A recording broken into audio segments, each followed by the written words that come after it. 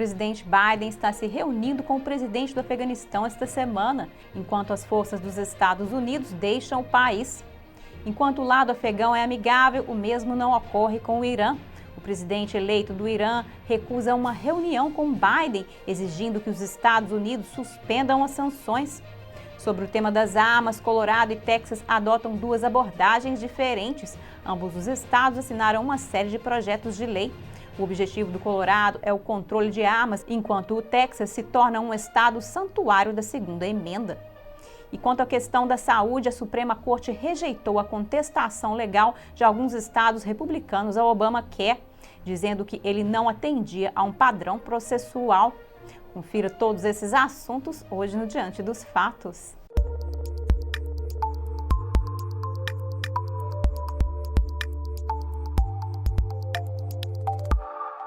Olá, bem-vindo ao Diante dos Fatos. Eu sou Marina Dalila. Após a reunião europeia, o presidente Biden está pronto para entreter os líderes estrangeiros em casa.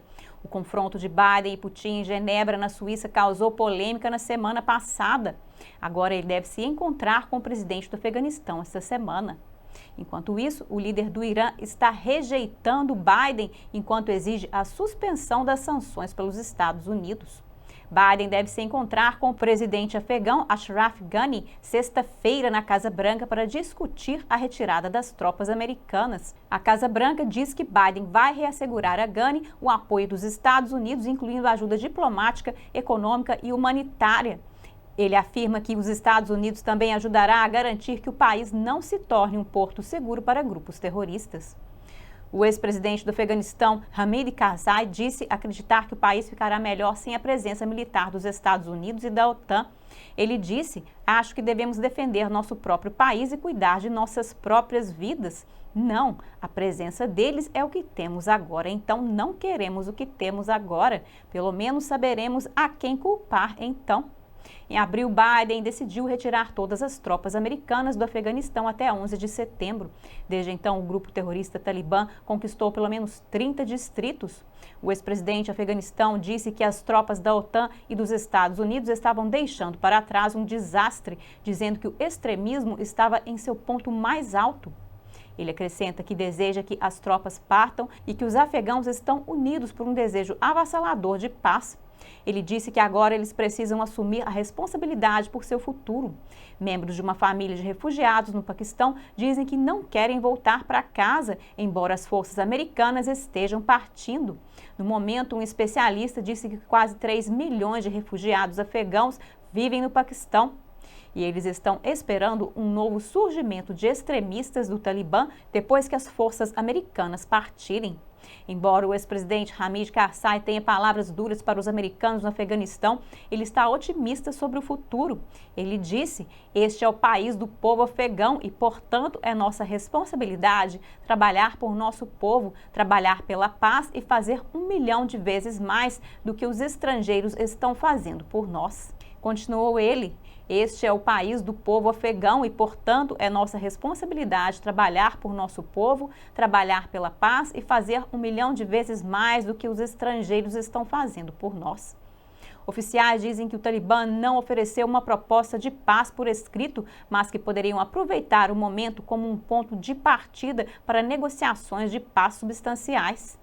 Enquanto isso, o presidente eleito do Irã disse que não se encontrará com Biden.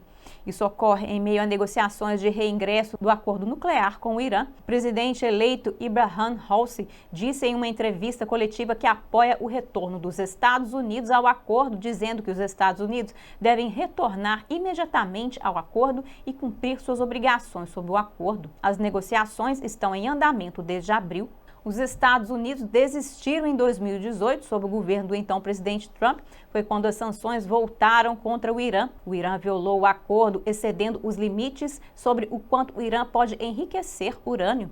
Os limites do acordo visam reduzir o risco potencial de armas nucleares. O Teherã nega tais objetivos há muito tempo. Sobre a questão do programa de mísseis do Teherã, Raisi ecoou o líder supremo linha dura do Irã, o Ayatollah Ali Khamenei, dizendo que as atividades regionais e o programa de mísseis balísticos do Irã eram inegociáveis. Raisi está apelando aos Estados Unidos para suspender todas as sanções. O próprio Heiser está sob sanções dos Estados Unidos em decorrência de seu envolvimento em execuções em massa, de acordo com os Estados Unidos e grupos de direitos humanos. Quando questionado sobre as alegações de direitos humanos, Heiser disse estar orgulhoso de ter defendido os direitos humanos em todas as posições. A execução em massa de 1988 deixou cerca de 5.000 pessoas mortas, marcando um fim sombrio para a guerra Iraque. Mas mesmo que os Estados Unidos suspendam as sanções, Heiser disse que não se encontrará com Biden. A Casa Branca não respondeu imediatamente às declarações de Heiser.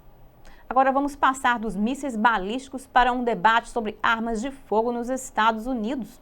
Vamos começar com o Colorado, onde o governador Jared Polis assinou vários novos projetos de lei de controle de armas no fim de semana.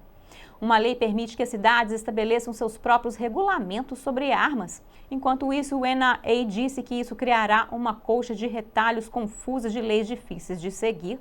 O governador também assinou projetos de lei para tornar mais rigorosas as verificações de antecedentes e criar uma campanha educacional sobre armas de fogo.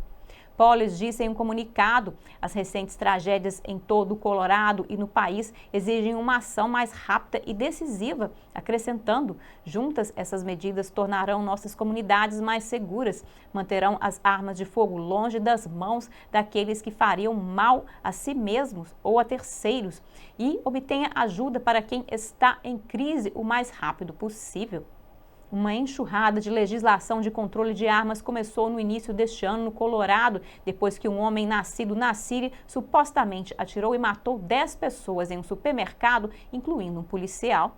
O líder da maioria no Senado do Colorado, Stephen Fenberg, disse que as novas leis são sobre dor, perda e trauma e espera que mais leis de controle de armas sejam introduzidas. O NRA disse que a legislatura aprovou as leis apesar das objeções de milhares de pessoas que apoiam a segunda emenda. E no Texas está ocorrendo uma abordagem diferente. O estado da estrela solitária é agora um estado santuário da segunda emenda e um estado de porte constitucional. Os texanos não precisam de permissão para portar armas a partir de setembro. O governador do Texas, Greg Abbott, assinou 7 projetos de lei de direitos de armas na quinta-feira e um dos projetos torna o Texas um estado de porte constitucional, o que significa que a partir de 1º de setembro os proprietários legais de armas não precisam de nenhuma autorização para carregar ou portar suas armas. O governador disse que enquanto as pessoas dizem que seus direitos de segunda emenda estão sendo infringidos, o Texas não vai deixar que isso aconteça. Outro projeto de lei torna o Texas um estado santuário da segunda emenda. Ele está relacionado às disposições que regem o porte de arma de fogo por uma pessoa de 21 anos de idade ou mais e não proibida por lei estadual ou federal de porte de arma de fogo e outras disposições relacionadas ao porte, posse, transporte ou armazenamento de uma arma de fogo. Esta lei entra em vigor em 1º de setembro de 2021. A cerimônia de assinatura ocorreu no Álamo, o berço da liberdade para o Texas. O governador prestou homenagens aos homens e mulheres que defenderam a Missão Álamo em 1836. Ele explicou seu significado simbólico dizendo: eles sabiam tanto quanto qualquer pessoa a necessidade de ser capaz de portar uma arma com o propósito de se defender do ataque de outras pessoas.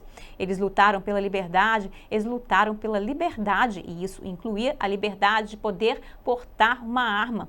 Que eles sabiam que o motivo pelo qual alguém precisava portar uma arma era muito mais do que apenas usá-la para matar algo que eles iriam comer.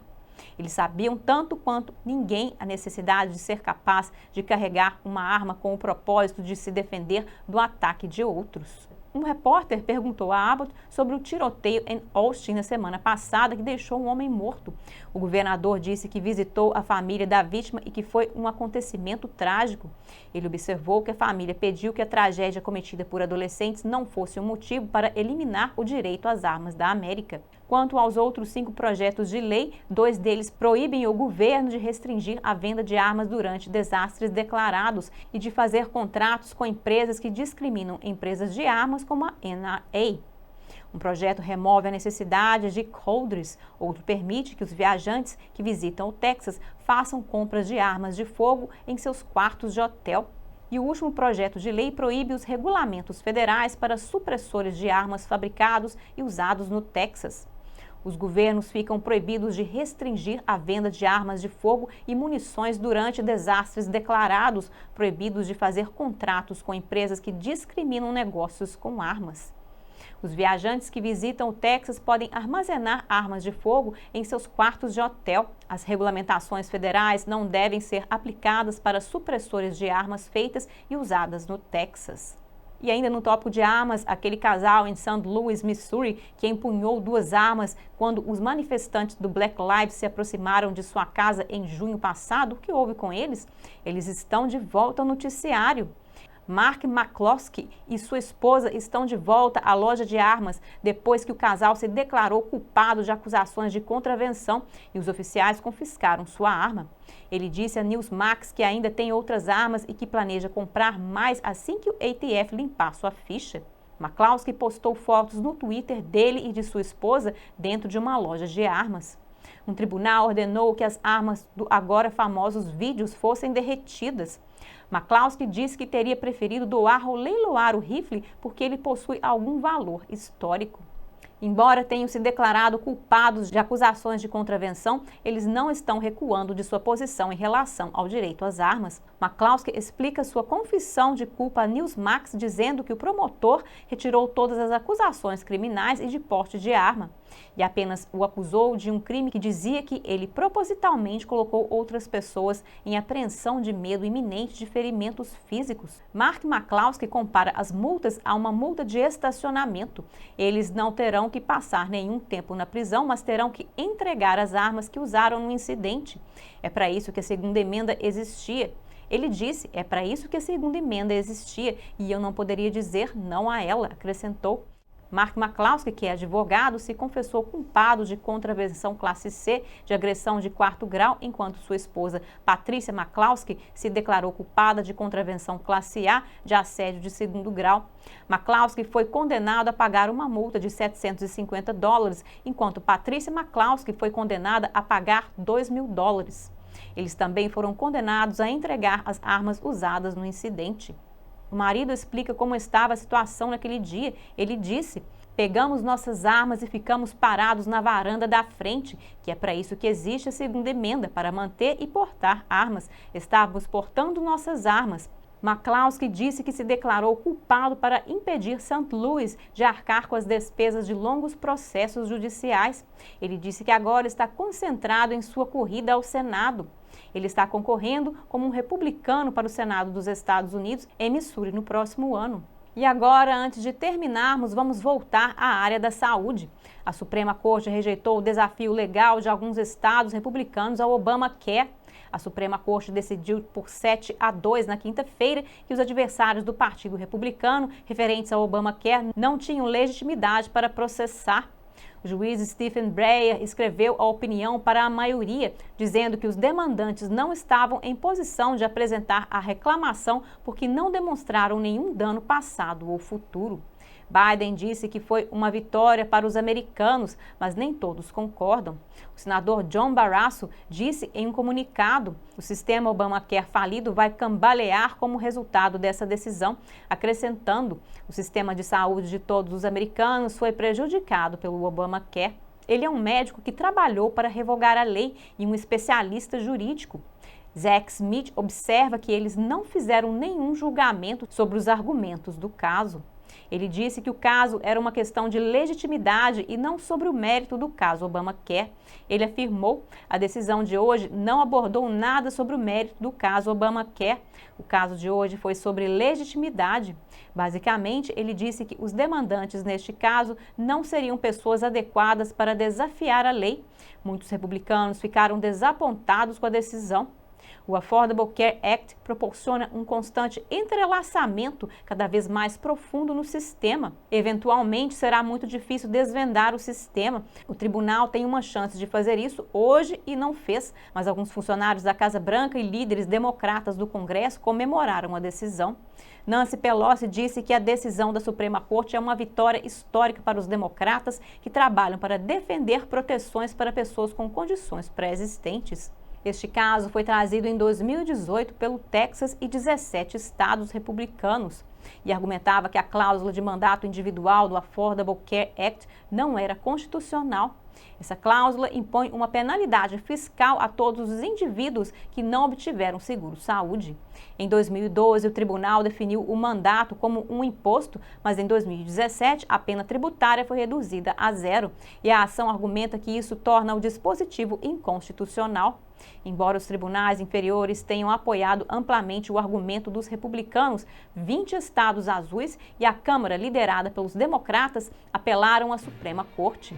Os juízes Elito e Gorsuch são contra a decisão. Elito argumenta que demandantes têm legitimidade em vez de defender a constitucionalidade do mandato individual. O tribunal simplesmente se esquiva, argumentando que não há legitimidade. Ele acredita que o mandato é claramente inconstitucional. Smith disse que é provável que continuemos a ver desafios legais ao Obamacare no futuro. E quanto à forma como os americanos o veem, de acordo com a Kaiser Family Foundation, apenas 54% dos americanos veem o Obamacare de maneira favorável. De acordo com o Urban Institute, os prêmios caíram nos últimos 3 anos, mas a lei de saúde ainda enfrenta críticas por custos fora do bolso. Por hoje é só no Diante dos Fatos. Obrigada por assistir e até a próxima.